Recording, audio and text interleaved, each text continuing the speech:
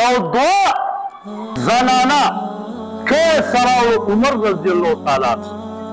او عمر رضی الله تعالی عنہ ته زنانه دواړه عرض کوي چې یا امیر المؤمنین رضی الله تعالی عنہ دا غزوه دا زما دی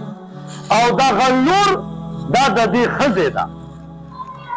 او بله ښځه دا وکړي چې نه دا زوی زما دی دا لور د دې ده دا دواړو زنانو لانجه ده بلې علاقې نه راغلي دي لانجه یې شروع کړې ده عمر رضی الله تعالی عنہ حیران شو چې فیصله یې څنګه وکړم دواړه قسمونه هم کوي زنانه یو وایي دا زوی زما دی دا لور د دې ده بل وایي نه دا لور د دې د زوی زما دی دواړه مختلف دي دواړه قسمونه کوي صحابو ته وفرمایل وی دا فیصله به څنګه کوو یو صحابي ورته عرض کړي امیر المؤمنین رضی الله تعالی عنہ که تاسو علي رضی الله تعالی عنہ وغوښتو زموږ امید ده که به فیصله وکړي رضی الله تعالی عنہ وفرمایل وی دا مناسبه نه ده بلکې مناسبه دا ده چې موږ پخپله ورشو که نه ځکه سوال زمونږ دی نو جواب دپاره به موږ ورځو چې کله را روان شو علي رضی الله تعالی عنہ یو پټي ته وتړی او فرمایي کودال سره رضیاتې پټۍ راکړي داسې عاجزي او چې راکړي دا یو آیات یې ځان سره ولي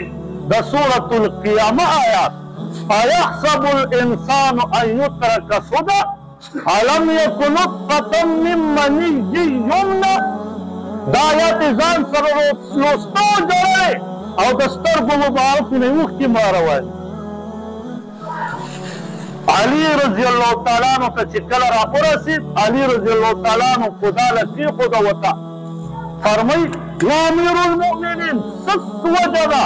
چې ما پسې راغلی احترام د وجې نه تا ته موږ راغلي یو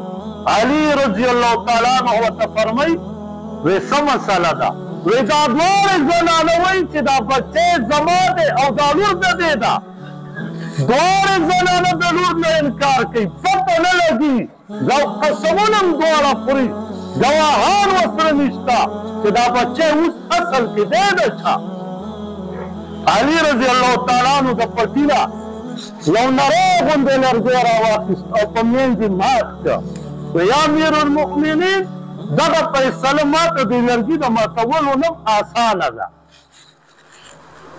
عمر رضی الله تعالی عنہ ورته فرمایي وایه څه جواب یې دی وی آسان جواب یې دی